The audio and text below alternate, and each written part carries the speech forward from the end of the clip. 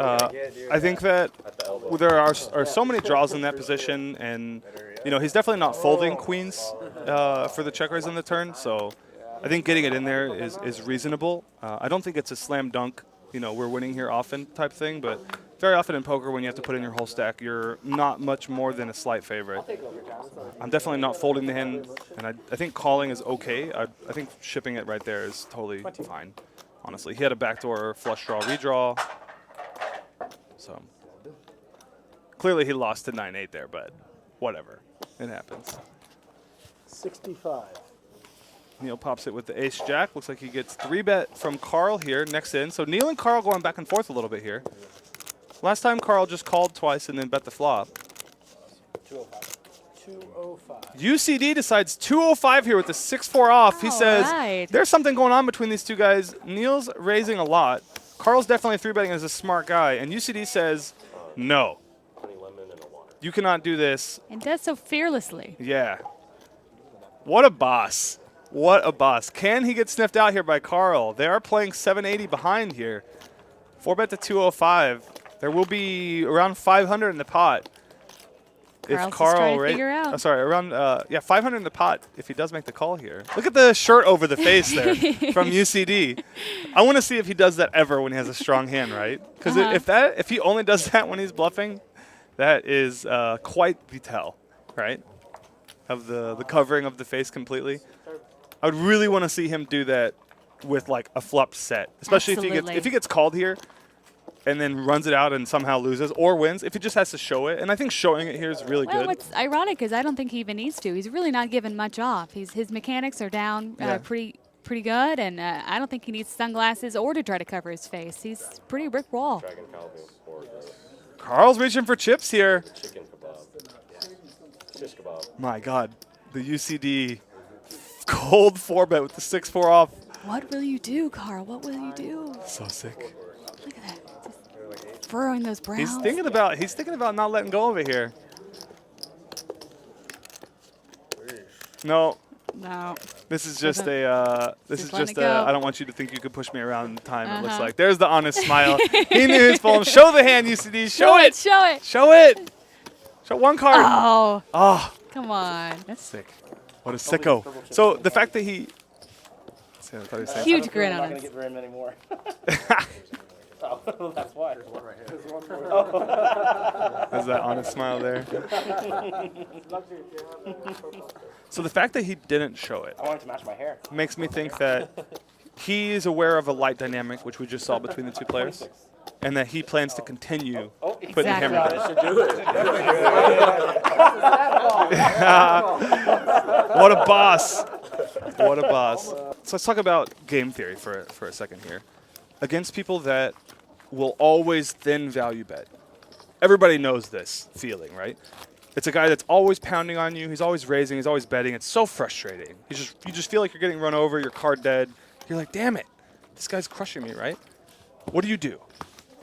And I think the best counterplay to a very loose aggressive style player is to raise less often for value, which has the effect of strengthening your raising ranges, right? Because now your average raising hand is much stronger because you have less of your thinnish value ranges. And at the same time, that also strengthens your checking range and your calling range too, because now instead of raising those hands, you're just check calling them down. And so what ends up happening is your ranges overall become stronger because you're putting in less action. And those super aggressive guys are now running into mathematics and they're getting hurt by science. I love it. Like it's the best way to punish over-aggressive people is by stopping raising quite as much, right? Against passive guys, you pound on them. You're super aggressive, take all your value, right? Against those aggressive guys, let them hang themselves. Absolutely. Such a great adjustment. So again, the comment for that was because of the pocket fives on the 8-7-6. If he's the type to bet all of his 8s, all of his 7s, all of his 6s, which I would guess he's not, but if he was, against that type of player, I would do a lot more check calling with my medium to strong holdings and check raising with my pretty strong holdings. In general, just punishing the bet very often.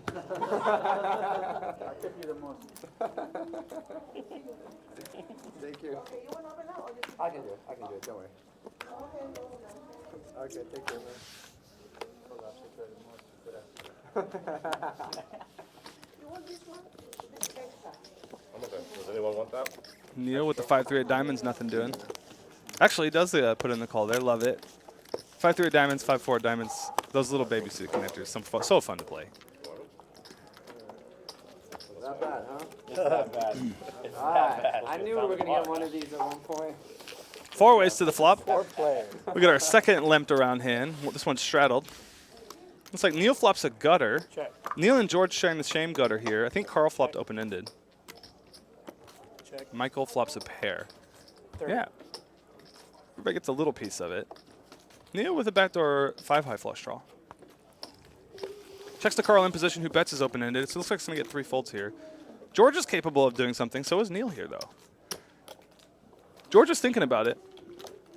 Notice the hand on the mouth this time with 5-high. Yes, absolutely. Covering the mouth or the jugular or the neck. One of those signs of weakness in general. There's a little frustration tell. That ear scratch is a frustration. You can see it was very small. He went back and scratched the back of the chin there, too. There it is, still doing it. And frustration raises. If I saw that, I would definitely be questioning the value of that hand. Because if he flopped a set of kings there, he's not going to cover his mouth, scratch the back of his neck, and then min check raise in that position. So this is where George has done really good at controlling his body language the whole session. But once again, as long as you're studious and you watch, a lot of times you can pick up stuff like this. And will Carl see it? Carl's definitely not folding. Will he 3-bet? Nope, just calls. To the turn. That'll be good, right? The 4 would be sick here because they would both make a straight. That would be disgusting. There's a deuce. Close. River Rainbow 4, that would be the sickest. Would've been Oh best. my God. 8% chat. 8% for Savage. So George is still betting here. Really small bet size. I don't hate the min check raise. I mean, it's definitely interesting. Gets called here, so one more chance. Put the Rainbow 4. Pain and suffering. Is it a 4? It's a deuce. 5-high versus 8-high. Who wants it more? Who wants it more? If George fires the 3-barrel here, he's very likely to take it down here. He knows his opponent can have things like flush draws, open-endeds, things like that have missed now. He's been betting very small, so if you're going to continue in this pot, I think it makes sense to fire the 3rd barrel here, and he should win. 315 in the pot. He looked at his opponent there. Can you beat a bluff?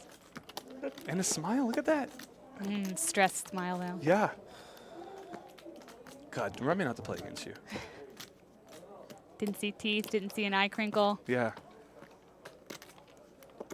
That flop frustration tell in the way he covered his mouth before he checked min raised here. I would be alarm bells all over the place.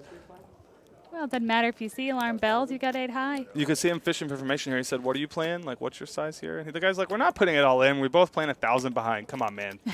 Make your decision." You can see George cleverly fishing for information here.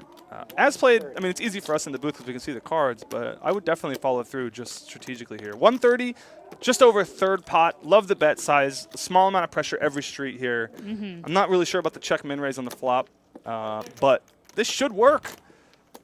If Carl somehow finds a raise here, that would be sick. I think he might just be saving face here. For him to call raise, he would be repping like a hand like king deuce, or somehow got there with ace deuce of spades somehow, you know? Like, I mean, it's possible. He bet the flop. He got check min raised. He called. He turned a deuce. He called again a tiny bet, and now he might be able to rep something here. But in general, in Carl's position, I mean, I would probably be, with the tells, I'd probably be definitely calling with a 7, right? I would be considering raise bluffing with a thing like a 6. Okay, yeah. So this is slightly too low in our range. Once again, we should be using the best hands that we fold for our raise bluffs. So I would not be raise bluffing with 8-high here on the river. I would just be folding. But doesn't mean you can't do it. Oh, for real? I feel it coming. Oh, look at this. No. Whoa! Oh, my God. He raised bluff with 8-high and got a snap fold from 5-high. What a sicko. Chat. Carl, you're my hero. Oh, my God. Okay, chat. Which hand was sicker? Was Carl's 8-5 check raise sicker? Or excuse, was Carl's 8-5 river raise sicker here? Or was UCD's 6-4 offsuit 4-bet bluff sicker tonight? Which one do you think's better, the 6-4 or the 8-5, chat? Let me know. Type in 6485. Who's sicker, UCD or the man with the money right now, Carl, in seat 2? Nice hand, sir. That was sick. That was wonderful. That was sick. Going on over here. Damn. Mind game, the mind game. Oh my god. Sick, dude. God, I love poker. Oh, what a great game.